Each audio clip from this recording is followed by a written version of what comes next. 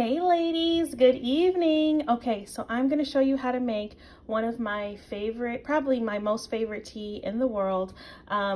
Similar to how I grew up, not exactly how my mom would make it, but this is just how I make my chai tea concentrate.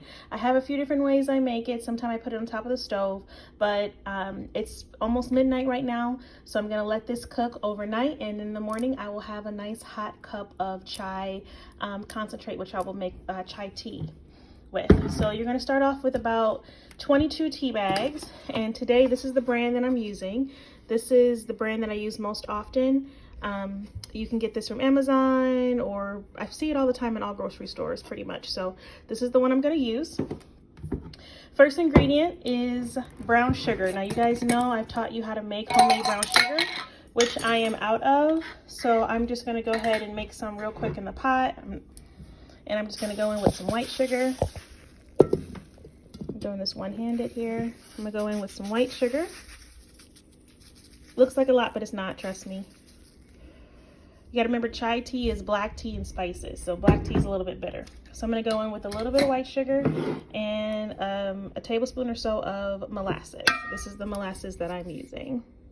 Okay, I couldn't get that molasses open, so I just went to my cabinet and grabbed an unopened one. So we're just going to use a little bit of molasses. Remember, white sugar and molasses equal brown sugar. Okay, so just about that much. Don't worry about mixing it together. It's the crock pot, so everything will mix together as it cooks. Okay, next I'm going to go in with some Mexican vanilla. You can use any vanilla you have. Okay, splash of vanilla, allspice, just a few shakes, ginger,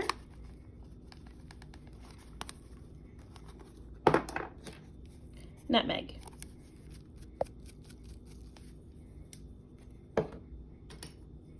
Cinnamon stick.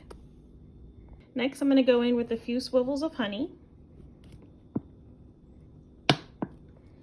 This may look like I'm adding a lot of sweetness with the sugar, molasses, and honey, but trust me, it's not going to be too much. Okay, so off camera, I added about a gallon of water to the crock pot. And I'm going to go ahead and let this cook for about 4 hours on low. Remember, the key is low and slow.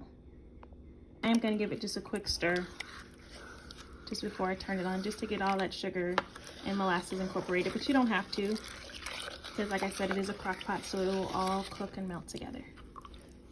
Good morning, ladies. Okay, so this is what your tea concentrate looks like. It's actually been, I let it cook for like 4 hours, and then it was on warm for hours because I slept in. But this is what it looks like. It should have this really nice, dark, rich color. Sometimes I like it even a little bit more darker. I'm gonna let this cool completely, and then I'm gonna put this in a mason jar.